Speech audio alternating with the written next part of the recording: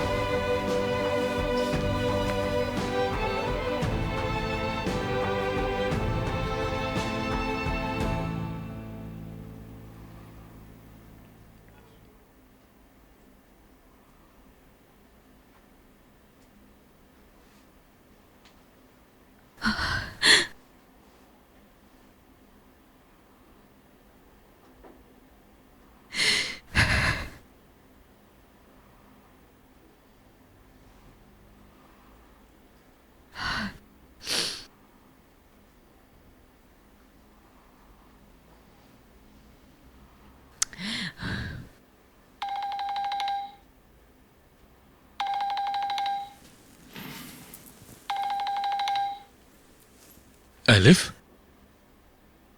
आजाद, मैं तुम्हें कुछ बताना चाहती हूँ।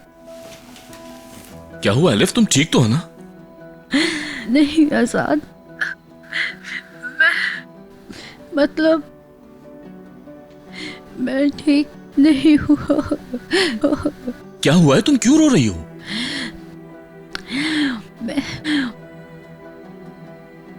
मैं पूछ रही थी रियान कैसी है। तुमने इसलिए मुझे फोन किया?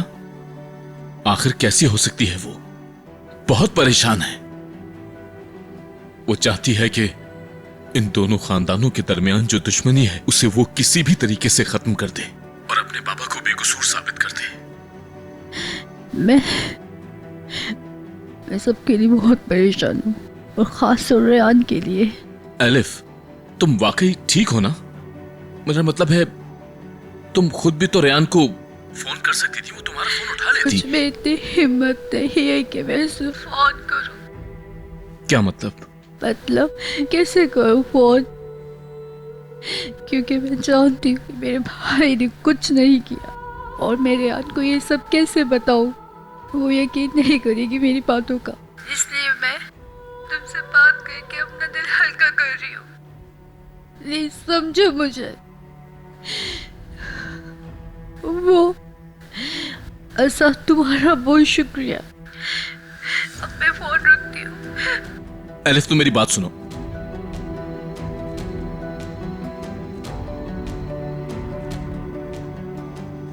तुम मुझे माफ नहीं करोगे, कभी नहीं।